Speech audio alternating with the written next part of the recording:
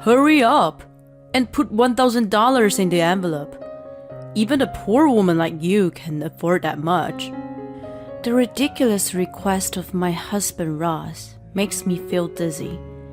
I accept the red envelope with my trembling hands. Of course, I don't have that kind of money. I don't have that much. Go to the ATM then.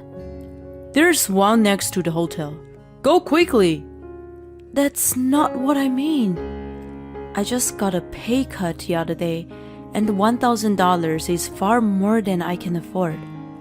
I've already told him about it, but he draws closer and grabs me by the shoulders. I worked for a Chinese boss, and this is the wedding of his son. If they think I went cheap on the wedding gift, he'll pass me over for promotion. Then you'll be even poorer than you are now. If you can buy your future for $1,000, it's a small price to pay, right? The hands gripping my shoulders are getting stronger and stronger. Noticing that we are acting strangely, people start to gather around us. If we continue to attract attention, it will only get worse. Besides, he has a point. If I obey him now, it'd go all well. Okay, I'll go. Yes! His expression becomes overly happy, and I was released from his grip. He has always been like this. It reminds me of a few days ago. I'm going to bed. Hey, why don't you clean after yourself? I'm tired. Good night. He disappeared into the bedroom without looking back. I let out a sigh and staggered off to the kitchen. He didn't even soak the plate in the water again. I looked at the dried up sauce that had stuck to the plate in frustration and picked up the dish sponge. We had been married for 10 years. We met through a friend, and my first impression of him was, what a good-looking guy. He was tall and looked a little like an actor who appeared in the popular sitcom at that time. My friend often told me that he was very popular with ladies. He knew how to treat women and was much more sophisticated than men of his age. I thought he was an amazing guy who wasn't calculating, but just casual in his kind manners. At the same time, I thought that I would never be able to have someone like him. I was rather plain and wasn't a good conversationalist. So when he confessed his feelings for me, I thought it was a prank. After dating for a few years, we got married. Although the first year was fun, his true nature gradually became apparent. He had a kind of misogynistic idea of a wife and thought he owned me. He started ordering me around. He repeatedly said that it was disgraceful for a man to do housework, even though we both worked. I was the one who took care of the house. I contemplated leaving him many times, but I couldn't let go of the thought that such a handsome guy had chosen me. When I finished washing the dishes, I poured wine in a glass and returned to the living room. I stared at a calendar on which the wedding anniversary is circled in red. I told myself to wait on divorce until at least our wedding anniversary. I still had a slight hope for him to change on that day, even though I knew it was wishful thinking. I chugged half a glass of wine. On the day of the anniversary, I took the day off, and Ross was getting ready for work. I was disappointed, realizing that I had set my expectations too high after all. Suddenly, he handed out a note to me. There was a name and address of a hotel written on it. Be there at 5 p.m. I took a half day off, so I'll head there directly from work. Is this? Dress nicely. Do you still have that gray dress you bought a while ago? Wear that. As soon as he finished, he breezed out of the house. I stood there in amazement. Then I finally came to my senses and exuberantly headed to my closet. He remembered. It's our first time for us to have dinner out on our anniversary. I put out the dress that had been neglected in the back of the closet and spun around in place. I knew the wonderful man was still inside of him. I was glad that I hadn't said anything stupid about divorce. There still was a lot of time, but I couldn't just be still and started to get ready. I put on the dress and took more time than usual to put on makeup. I even sprayed my favorite perfume on. I put on the earrings that Ross had bought for me a long time ago. After getting my hair done at the salon, I headed to the hotel. I looked at myself in the mirror and was satisfied with the reflection of what might be the most beautiful self I had seen since my wedding. When I arrived at the designated floor, I saw a swarm of people gathering there. Ross was in the middle of it, playing with his phone. When I ran up to him and tapped his arm, he silently put his phone away in his pocket. So many people here. Are we having dinner here? Dinner? It's our anniversary dinner, right? I was surprised when you suddenly told me. He seemed to be confused, which made me anxious. You arranged dinner for our wedding anniversary, right? I never say that. I just invited you to my boss' son and my colleague's wedding. Just as I was about to go off at him, someone who looked like his boss came over to us. He immediately responded to the person with a freshly made-up smile. Although I was upset, I smiled, thinking that I could not ruin his reputation.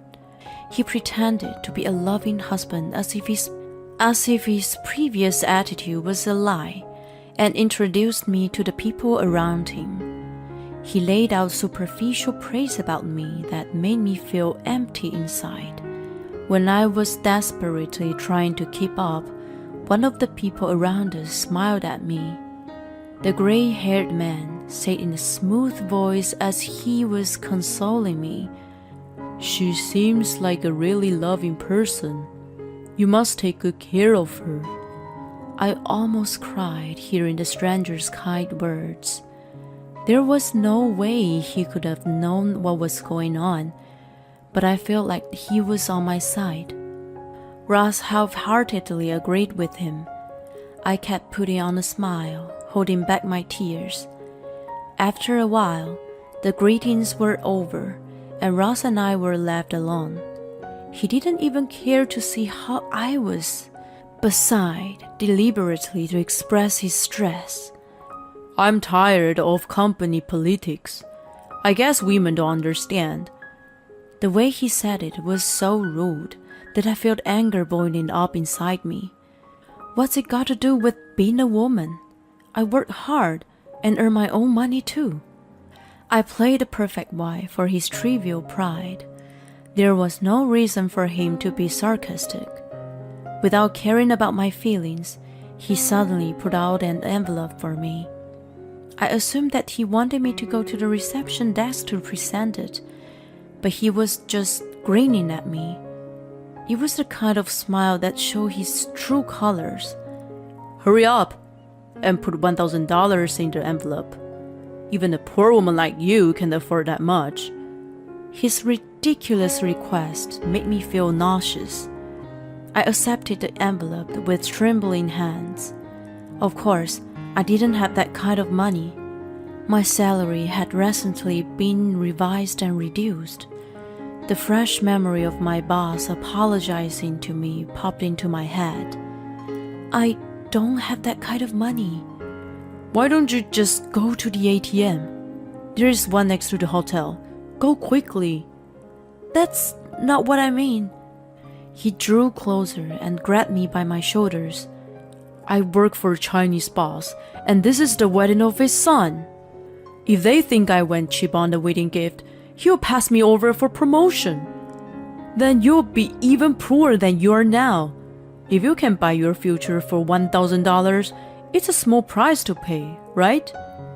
The hands gripping my shoulders were getting stronger and stronger. Noticing that we are acting strangely, people start to gather in around us. If we continue to attract attention, it will only get worse. Besides, he has a point. If I obey him now, it'll all go well. Okay, I'll go. Yes. His expression became overly happy, and I was released from his grip. I was on the verge of tears, but turned my back on him to go to the ATM. I was filled with despair. I put the money into the envelope as I mourned the reduced balance. When I returned to the hotel with it, Ross and the bride were talking amiably. Whenever he made a joke, he quickly touched some part of his body. The gesture seemed rather intimate, or rather sexual, and it made me feel uncomfortable. When we walked away, I handed him the envelope, and he finally gave me a sincere smile. Thank you. I know I forced you a bit earlier, but thank you for helping out. I can always count on you. By the way, weren't you a bit too close to the bride? I'm sure the groom wouldn't be so happy if he saw that. He shrugged his shoulders dramatically. There's nothing between us. She's just a good friend. She used to be one of my assistants when she just joined the company.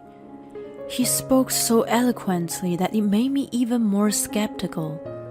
I thought it was improper to continue such a conversation at a fine occasion, so I didn't pursue the matter any further. I was depressed during the reception. The bride kept glancing over at Ross, who kept acting like he was a big shot. The ultimate stab in my heart was what he said during his speech. Mike, make sure you remember to celebrate your anniversary. Jess is a kind woman. But there are etiquettes even between husband and wife. That's when my heart broke, and I left the hotel as soon as the dinner finished. I assumed Ross was going to stay until the end of the party. I drank a cheap wine I bought at the store on the way home and cried. Let's get a divorce. I can't keep doing this with him. After that, I found a lawyer and prepared for divorce. Then, the lawyer suggested that I file a claim for alimony. I told him about the incident at the wedding, and he felt something was up. He told me to try and find conclusive evidence to go after Ross. So, in parallel with preparing for the procedure, I started an affair investigation. He was certainly an inconsiderate person. Although I thought he'd never gotten that far, I surreptitiously picked up his phone. He was in the shower. I estimated the time I have to be about 5 minutes maximum. I opened the messaging app and looked at it anxiously. The names displayed were almost all male, even if the occasional female name appeared. The chats were simple and businesslike. I was about to close the app, thinking he hadn't been ruined that much after all. Then, a notification came in. Your wife hasn't found out about us yet, right? It was a male name, but the message showed otherwise. I felt a shiver down my spine and carefully maneuvered the phone and avoided being double-ticked. Then I put it back in its original position. After waiting for him to go to bed that night, I looked at his phone again. Remembering the name of the man, I opened the chat. They were frequently communicating with each other. The content of the conversation was romantic and sometimes sexual. There was a photo of the woman whom I knew at a glance. It was the bride I had met at the wedding. She was supposedly his good friend. The photo was a close-up of her face, and I noticed the earrings that were the same ones I had. I had them on my ears for the wedding too. He bought the same earrings for his wife and mistress. How thoughtful of him. I could feel nothing at that point and just backed up the data on my computer. Then I sent the data to my lawyer right away.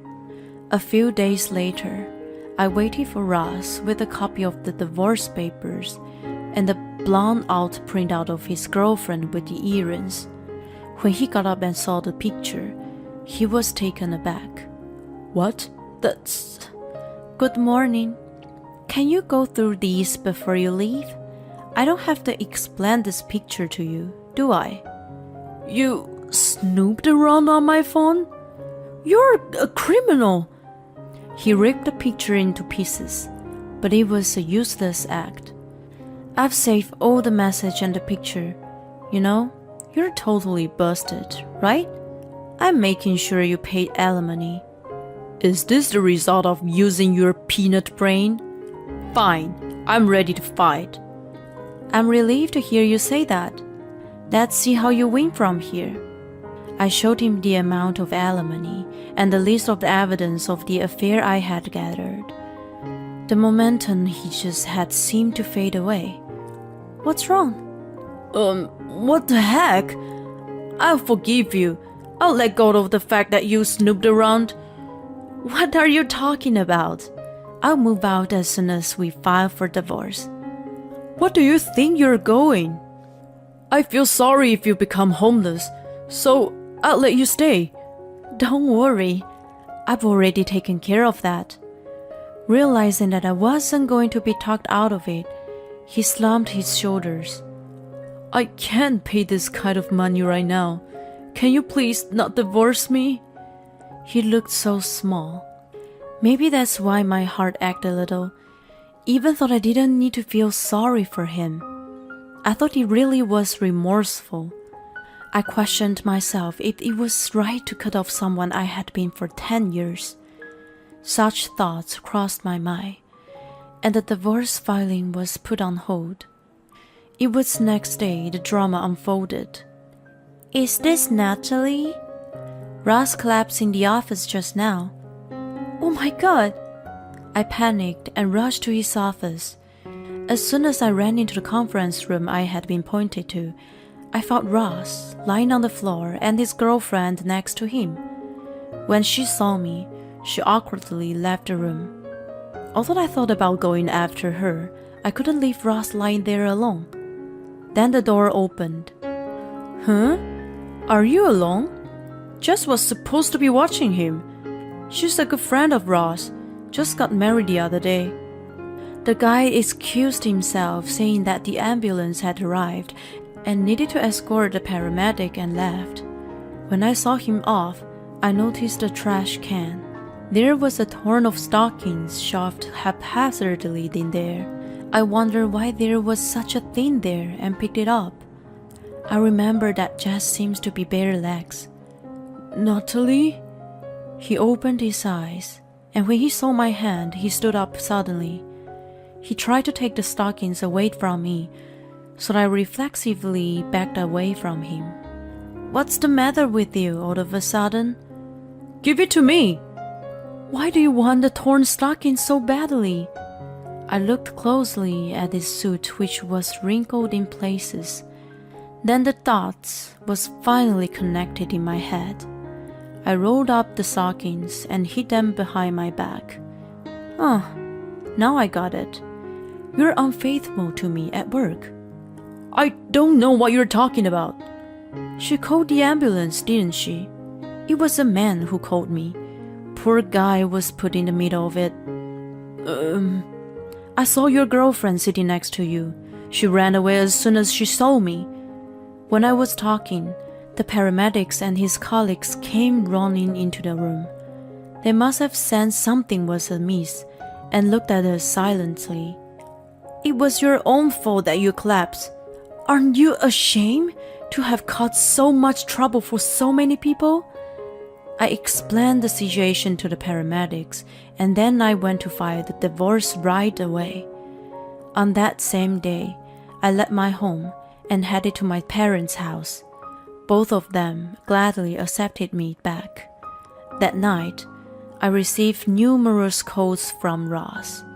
He was so persistent that I reluctantly picked up the phone in the end. Hey! I filed the divorce papers today. Happy separation anniversary. You made a speech about cherishing the anniversary and never forgetting it. Oh, and the alimony will be paid in the 12th of every month. Then even you won't forget.